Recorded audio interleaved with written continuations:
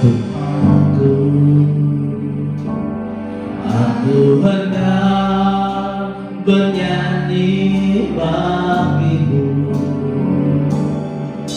selama ku hidup, ya Allahku. Kami hendak bermasuk bagi Engkau Tuhan. Haleluya Tuhan.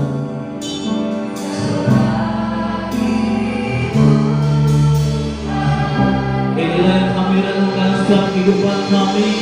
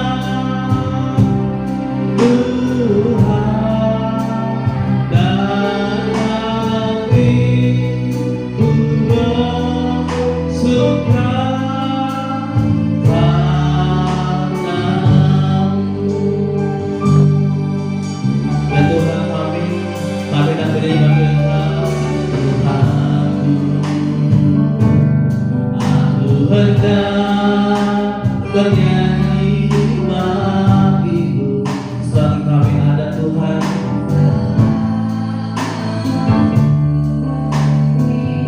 Benar Tuhan, ya Allah kami hendak bermasuk bagi Engkau Tuhan. Yes Tuhan.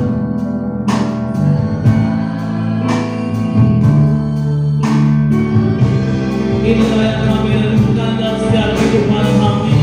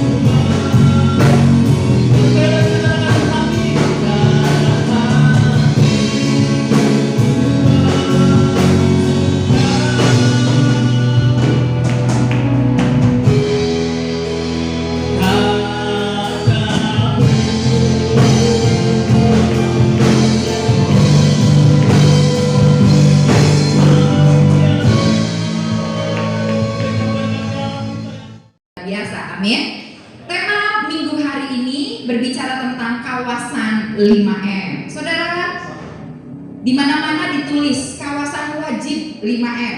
Di tengah-tengah maraknya peningkatan penderita COVID, sekarang sudah tidak cukup lagi 3M. Sekarang harus lakukan 5M, saudara. Nah, ternyata dalam kehidupan kita sebagai orang percaya pun kita harus wajib 5M. Apa itu, saudara? Sebelum saya berbicara lebih lanjut, saya ingin ajak kita membuka Alkitab kita di dalam Lukas pasal yang pertama, ayat yang ke-16 dan ayat yang ke-17.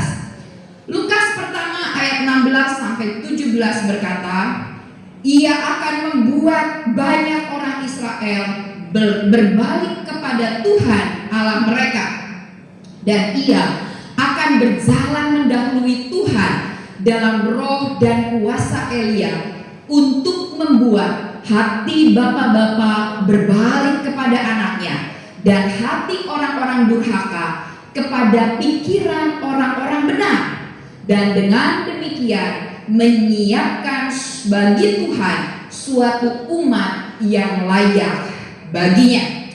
Saudara yang terkasih di dalam Tuhan, saya harus mengulang lagi visi dari gereja kita di tahun 2021. Saudara, kalau saudara ingat, Tuhan berikan satu pernyataan kebenaran firman agar di tahun 2021 ini Tuhan nyatakan melalui kebenaran firman Tuhan di dalam Imamat 26 ayat yang ke-12, bahwa aku akan hadir di tengah-tengahmu dan aku akan menjadi Allahmu dan kamu akan menjadi umatku.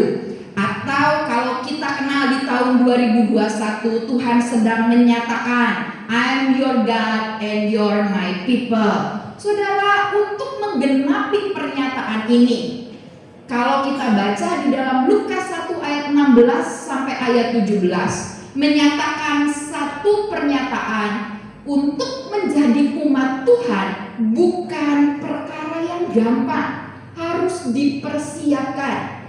Kita gak bisa ngaku-ngaku I'm your people, you're my God. Kita gak bisa ngaku-ngaku bilang engkaulah Tuhanku, aku umatmu. Saudara, untuk menjadi umat Tuhan harus menjadi orang-orang pilihan. Anugerahnya sudah diberikan kepada kita, tetapi bukan berarti kita hidup asal-asalan. Harus ada satu upaya untuk mempersiapkan menjadi umat yang layak.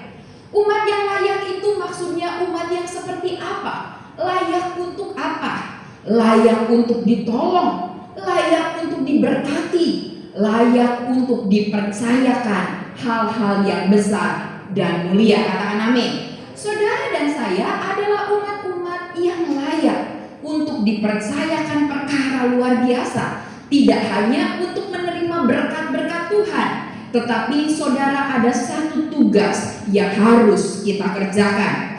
Untuk itu, kalau kita berbicara bagaimana supaya kita jadi umat yang layak bagi Tuhan, bagaimana supaya kita layak disebut I'm your God and you're my people, bagaimana kita layak disebut sebagai engkau umatnya Tuhan, maka saudara, untuk menjadi umat yang layak bagi Tuhan, kita harus wajib 5M. Apa itu saja yang dimaksud dengan 5M? Mari kita perhatikan M yang pertama, saudara. M yang pertama berbicara tentang meluangkan waktu bersama dengan Tuhan. Mazmur 1 ayat 1 sampai 2, Raja Daud berkata, berbahagialah orang yang tidak berjalan menurut nasihat orang fasik, yang tidak berdiri di jalan orang berdosa, dan yang tidak duduk dalam kumpulan pencemooh. Perhatikan saudara, tetapi yang kesukaannya ialah Taurat Tuhan, dan yang merenungkan Taurat itu siang dan malam. Nah, meluangkan waktu bersama dengan Tuhan menjadi bagian dalam kehidupannya, dilakukan dengan konstan, dilakukan terus menerus. Saudara yang terkasih, dikatakan untuk menjadi umat yang layak bagi Tuhan, maka kita harus membangun kebiasaan untuk berkomunikasi dengan Allah dan mendengarkan arahan melalui firman Tuhan. Saudara, kita percaya ada kuasa dalam doa, ada kuasa dalam perkataan firman. Bukan hanya saudara yang tahu hal ini, iblis pun tahu perkara ini, saudara. Untuk itu iblis berusaha mendistract kita, membuat gangguan, mengalihkan kesukaan kita untuk meluangkan waktu dengan Tuhan, digantikan dengan kegiatan-kegiatan yang menyibukkan. Saudara, dengan keengganan untuk melakukan kebenaran firman, kita maunya praktis. Kita tidak mau luangkan waktu bersama Tuhan. Kita biarkan orang yang merenung, kita cuma dengar. Kita lebih senang dengarnya khotbah yang praktis, yang sudah disajikan, saudara. Kita nggak mau lewati proses bersaat teduh. Kita nggak mau lewati proses berdoa. Kita nggak mau lewati proses mencari rema dari kebenaran firman. Kita berharap orang saja yang bersaat teduh, saya tinggal terima jadi. Saya tinggal terima kebenaran firman-Nya. Tetapi saudara yang terkasih di dalam Tuhan, ada kegiatan-kegiatan yang tidak bisa diwakilkan oleh orang lain. Saya beri contoh, saudara, seperti orang liburan. Kita tahu liburan itu menyenangkan, refreshing, saudara, menyegarkan. Kita nggak bisa suruh orang, ya udah deh kamu yang liburan, nanti saya tinggal diceritain aja gimana rasanya menyenangkannya liburan. Saudara, orang akan berlibur lalu cuma kirim foto-fotonya dan bilang, tempatnya bagus, tempatnya enak, saya makan enak di sana. Makan apa? Wah, makan cacai puyuh hai. Waduh, rasanya gimana? Enak lah di lidah. Saudara, kita cuma dengar, kita nggak menikmati, kita nggak merasakan hal itu. Saudara, yang paling benar adalah saudara menikmati. Saudara pergi liburan, saudara nikmati yang diceritakan. Begitu juga dengan kebenaran firman. Saudara, hari-hari ini dengan kemajuan teknologi, saudara bisa sehari dengar khotbah dari pendeta mana saja. Saudara bisa mau dengar apa? Pendeta yang sedih, pendeta yang lucu, wah yang kurang terkenal apa? Saudara bisa putar. Tapi yang mereka dapatkan adalah rema dari perenungan kebenaran firman. Kenapa Anda tidak mengalaminya sendiri? Kenapa Anda tidak mengecapnya? Kenapa Anda tidak melihatnya? Untuk itu jangan mau hanya dengar yang praktis. Mari kita mau luangkan waktu bersama Tuhan. Kita mau nikmati, sama seperti orang berlibur. Kita gak mau cuma dengar kesaksian orang. Saya dijamah Tuhan, saya dapat rema dari firman ini. Saudara, jangan hanya mau menikmati perenungan orang. Kenapa tidak saudara yang alami? Kenapa tidak saudara yang menikmati sendiri? Betapa berbahagianya orang yang merenungkan Taurat Tuhan siang dan malam. Saudara, mari kita mau luangkan waktu. Luangkan waktu artinya saudara sudah persiapkan. Mau pagi, seperti dalam Mazmur 88 ayat 14, Daud berkata, pagi-pagi aku mempersembahkan mezbah kepada Tuhan.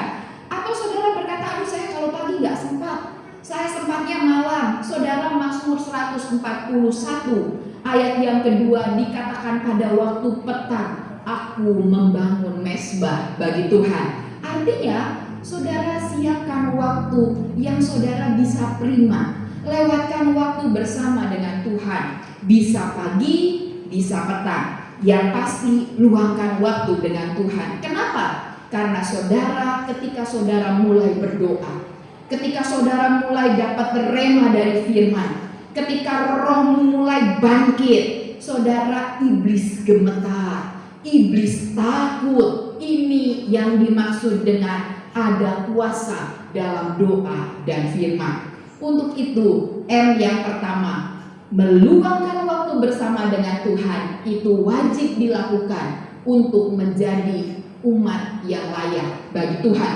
M yang kedua, apa yang harus dilakukan, saudara? Yang kedua adalah menjaga hati nurani tetap murni. Mari kita buka 1 Korintus 9 ayat 27. Tetapi aku melatih tubuhku dan menguasainya seluruhnya, supaya sesudah memberitakan Injil kepada orang lain, jangan aku sendiri ditolak. Saudara, memang berusaha untuk melakukan apa yang baik, berusaha untuk melakukan apa yang berkenan kepada Allah dan yang sempurna di dalam anugerah Tuhan bukan perkara yang gampang.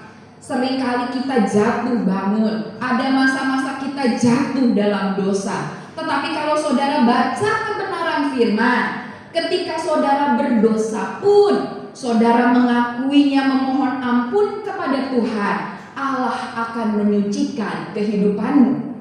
Sama seperti kita, saudara, ketika menulis diberi penghapus, diberi tip ada pengampunan dari Tuhan. Namun bukan berarti kita asal-asalan tulisnya, bukan berarti kita salah-salah terus. Nggak apa-apa, toh ada pengampunan dari Tuhan. Saudara, ketika kita lakukan dosa sekali, kita berkata, aduh saya nggak layak di hadapan Tuhan. Iblis dakwa saudara, kamu nggak benar. Kalau gitu, jaga hati nuranimu tetap murni. Latih tubuhmu, kuasai sepenuhnya. Kita nggak bisa bilang dagingku lemah. Kita nggak bisa terus-terusan bilang gimana ya, godaan setan besar. Saudara, buat orang-orang percaya setan itu di bawah kakimu. Kau yang harus kuasai dan latih dirimu sepenuhnya. Kita nggak bisa dikit-dikit salah setan sih. Kata setan, saya kan nggak bisikin, saya kan ada di bawah kakimu. Kalau bisikin nyampe di kuping, nggak bisa. Toh, bukankah kalau engkau menyebut dirimu anak-anak Tuhan, iblis itu sudah ada di bawah kakimu. Untuk itu, mari latih dirimu. Jaga hatimu tetap murni. Saudara, kalau engkau hidup dalam dosa, engkau nggak bisa nangkap perkenanan Tuhan. Tetapi ketika engkau latih dirimu, tidak perlu saat tidak ada orang, baru saya bisa bebas lakukan dosa. Tidak ada yang melihat ini. Saya mau korupsi dikit nggak apa-apalah. Saya curang-curang dikit nggak apa-apalah. Saudara yang terkasih, mau sedikit mau banyak, tetap mengganggu hati nuranimu. Engkau akan didakwa. Saudara, mungkin engkau lupa apa yang pernah engkau lakukan, tapi iblis akan ingatkan terus. Iblis akan buat engkau gak bisa berdoa. Makanya jagalah hatimu tetap murni. M yang kedua, selain dari meluangkan waktu bersama Tuhan, kita harus tetap jaga hati nurani yang murni. Untuk itu, ketika saudara berkata, saya jatuh bangun terus nih dalam perkara ini, saudara perlu kasih karunia Tuhan. Kita harus minta anugerahnya melalui tuntunan Roh Kudus. Kalau saudara berkata, peganglah tanganku Roh Kudus, ku tak dapat jalan sendiri. Bukan hanya bicara melewati pergumulan hidup, tetapi juga melewati godaan berbuat dosa. Saudara, kalau engkau berjalan bersama dengan Tuhan, ketika engkau berbuat yang tidak benar ke orang lain, hati nuranimu akan berkata, hati nuranimu akan berseru, akan mengingatkan. Itulah pekerjaan Roh Kudus. Untuk itu, kalau hari ini saudara berkata, saya masih banyak kekurangan, saya masih belum sempurna, latihan terus. Kita mau minta anugerahnya melalui Roh Kudusnya. Terus berusaha. Kalau hari ini saudara jatuh, kita mulai bangkit lagi. Kita latih bagian-bagian mana yang sering kali bikin kita jatuh, kita harus hindari. Saudara, keledai saja gak jatuh di lubang yang sama 2 kali. Begitupun dengan kehidupan kita. Kalau kita tahu area itu sering kali bikin kita jatuh dalam dosa, maka kita harus menghindarinya. Kita latih diri kita kuasai sepenuhnya. Itu yang kedua. Sekarang M yang ketiga, apa yang harus dilakukan untuk mempersiapkan diri menjadi umatnya Tuhan, umat yang layak bagi Tuhan. M yang ketiga adalah membiasakan hidup dengan iman.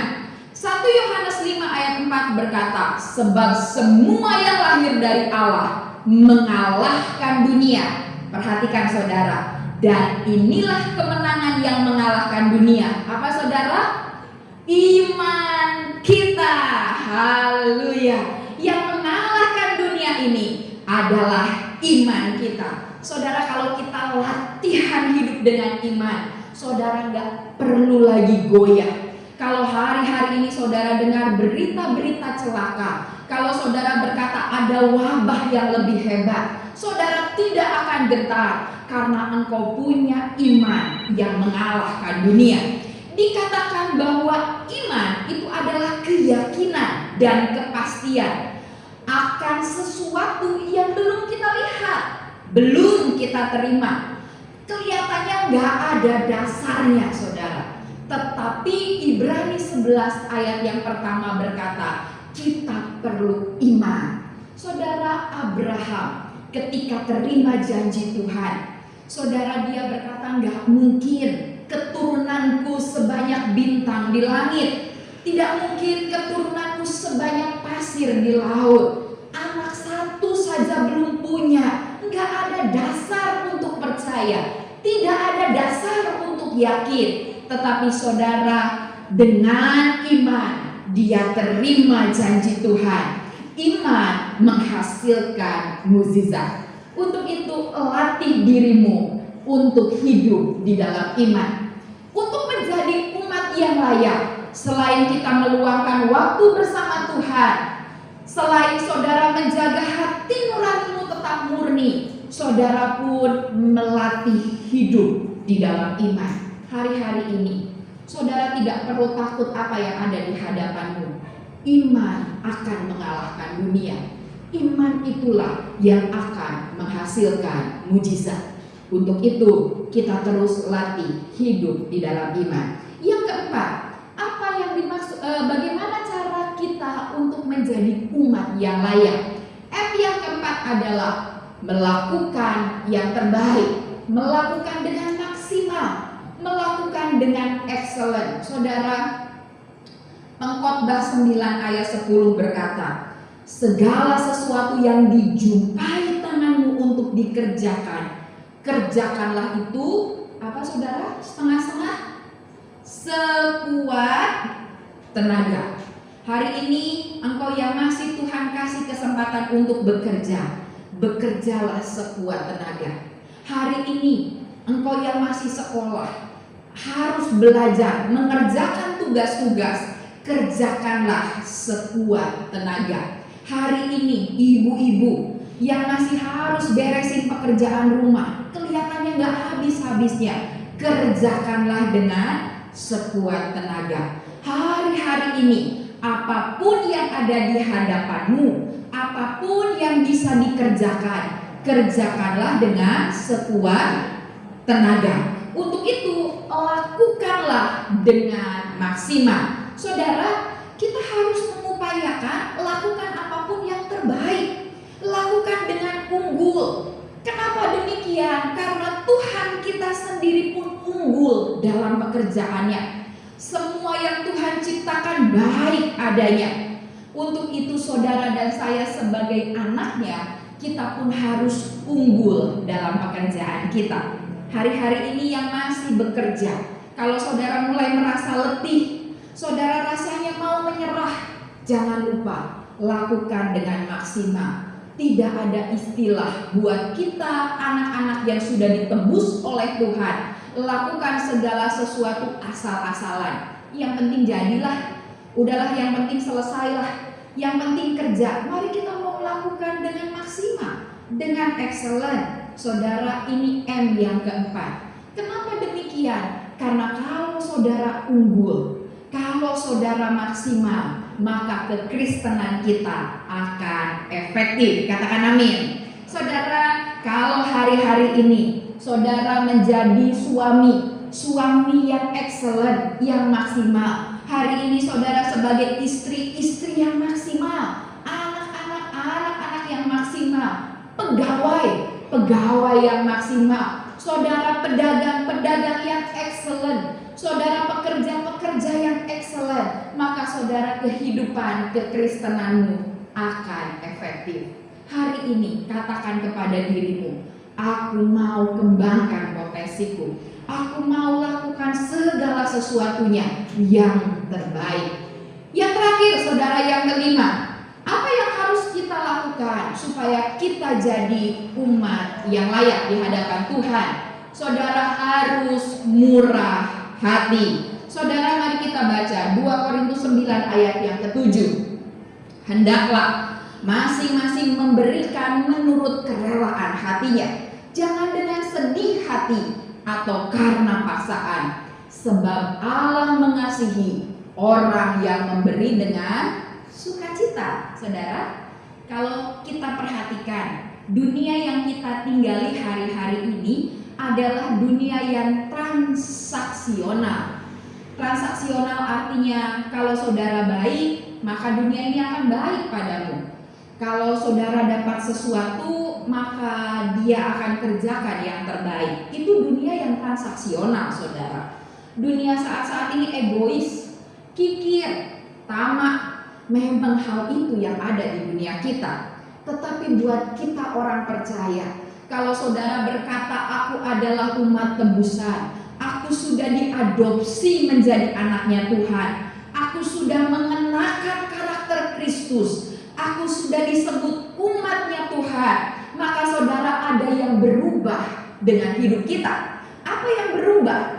Ada DNA-nya Tuhan. Waduh, kalau sudah DNA saudara, itu berarti melekat, itu berarti gak bisa hilang. Bukan sesuatu yang dipakai seperti jubah, bisa berganti. Tetapi Tuhan berikan DNA-nya untuk kita. Apa DNA-nya Tuhan? DNA-nya Tuhan, Tuhan suka memberi, Tuhan murah hati. Saudara, kalau saudara buka mata, Tuhan kasih pemandangan yang indah, Tuhan kasih udara yang segar, Tuhan kasih oksigen cuma-cuma. Kalau saudara bertanya lagi apa yang sudah Tuhan beri dalam hidupmu, saudara, Tuhan sudah kasih Kristus, anaknya yang tunggal, yang satu-satunya untuk menebus hidupmu dan saya. Itu adalah DNA-nya Allah. Allah suka memberi. Untuk itu marilah kita suka memberi. Saudara, apa yang harus dilakukan supaya kita menjadi umat yang layak bagi Tuhan? Next, kawasan wajib 5M. Ini saudara harus ingat, ini tidak boleh dilupakan. M yang pertama, meluangkan waktu bersama dengan Tuhan. M yang kedua, menjaga hati nuranimu tetap murni. M yang ketiga, membiasakan hidup dengan iman. M yang keempat, melakukan segala sesuatu dengan maksimal. Dan M yang kelima, murah hati, sama seperti Bapa kita murah hati. Biarlah kebenaran firman Tuhan ini menjadi kekuatan di dalam hidupmu. Saudara, wajib 5M. Di samping dengan memakai masker dan lain sebagainya, tetapi ini kewajiban kita. Lakukan 5M supaya saudara menjadi umatnya Tuhan. Sehingga ketika ada panggilan, I'm your God and you're my people, kita menjadi umat yang layak di hadapan Tuhan. Amin untuk kebenaran firman Tuhan.